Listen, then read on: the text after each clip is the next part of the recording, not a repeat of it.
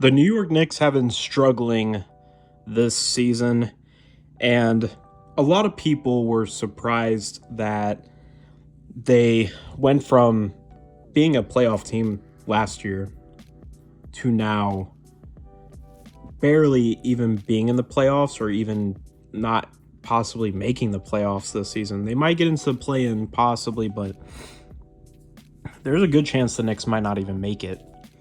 And I remember making a video last year saying towards like the beginning of the season, I remember saying that they were overrated and there's no way they could keep up this production that they have going on. And I was kind of wrong going throughout the whole season. I didn't think they could keep it up going through the whole season, what they were doing. And they actually did until they got to the playoffs. And then they lost to the Hawks.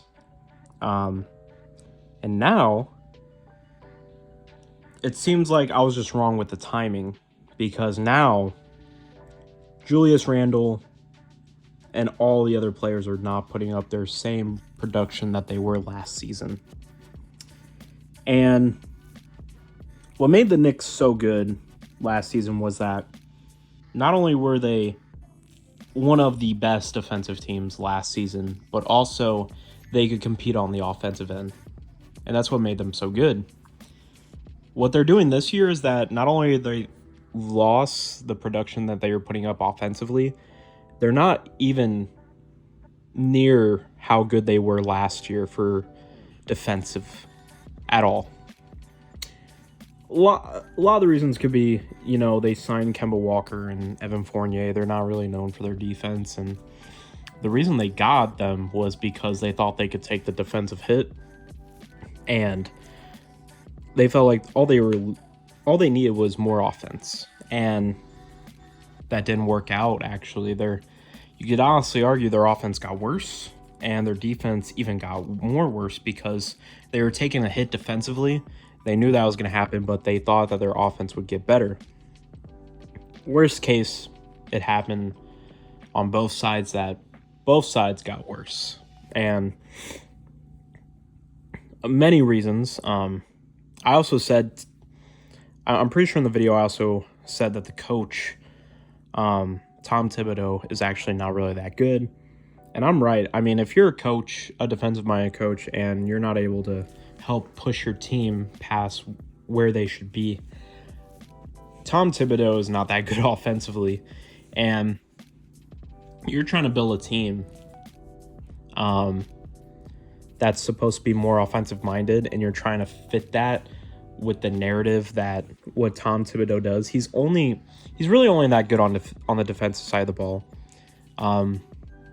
He's not good on the offense. So the Knicks did not do a good job building around what their coach usually runs. And their coach, even if you kept the team that you had previously, you probably would be in a better position right now. And you should have pandered towards what fit your team best. You shouldn't have went the other direction. And now you're in a position where you're going to have to make some big choices coming into this, to this next free agency, because you signed a couple players to contracts where you're keeping them for a couple years. And depending on how the market is and stuff, what are you going to get for those players that you just signed this previous free agency? What value are you going to be able to get? And I was right, pretty much. I mean, the Knicks team was not as good as what a lot of people thought. I knew they were going to get bounced out in the first round by the Hawks, and that's what happened last season. And I mean, I feel so bad for Knicks fans because, I mean, you should have known that it was super unrealistic. Like, it was crazy to me that Julius Randle made the jump he did, and now it's showing that it was super unrealistic. And I don't know how he was able to do that, what he did last year, but it's not it's gotten to a point where people are asking him to be traded now. And I mean, I don't know what the Knicks do going from here. I mean, a couple trades are probably going to have to go down. The Knicks are going to have to restart again after what they were doing. The Knicks were rebuilding previously, and then they were retooling their lineup. They're bringing some guys in like Julius Randle and stuff, and they thought they finally got a team that, with a couple pieces away, they can make a good playoff run, and they didn't make the right moves. And I did not like the Knicks going to free agency and giving all these guys contracts and stuff and bringing them into the team. I was just like, why don't you keep the same team and wait to make a big move on a superstar? You have a good team. What you're missing is a superstar. And I mean, that was pretty much it. I mean, if they would have gotten at least one superstar, they could have built upon it. I mean, who knows what RJ Barrett's going to be? I mean, RJ Barrett's probably not going to be a superstar at this point. He's probably star level at max when he peaks. So we could see from there. And I don't know, man. I don't know what the Knicks are going to do at this point. It's kind of like they're stuck again where they're at. I mean, they have contracts and stuff that they can move. That's fine. Like, I know the Knicks aren't like stuck, but it feels like it. But the Knicks can make moves. They can trade players. But the bad part is you're probably not going to get much trade value for the players that you just signed this past free agency. I mean, and the players you signed, re-signed, and players you have on your roster, their value maxed out last season. And just think about the value you could have gotten off of Julius Randle last year if you would have traded him. Are the teams going to give you any good value now, knowing what Julius Randle is now? You could have gotten something really good in a package for Julius Randle last year, but you held on to him coming into this year, and now he's back to probably what his value was the year before. So, I mean, RJ Barrett is still, I mean, you can keep him, but Kemba Walker's value is down.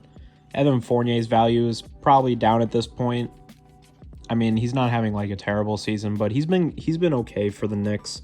Obviously, his defense is still not the best, but I mean, as if you were the Knicks, what do you do at this point? I mean, you have to make trades, right? Obviously, at this point, I mean, I just don't know what you do. I mean,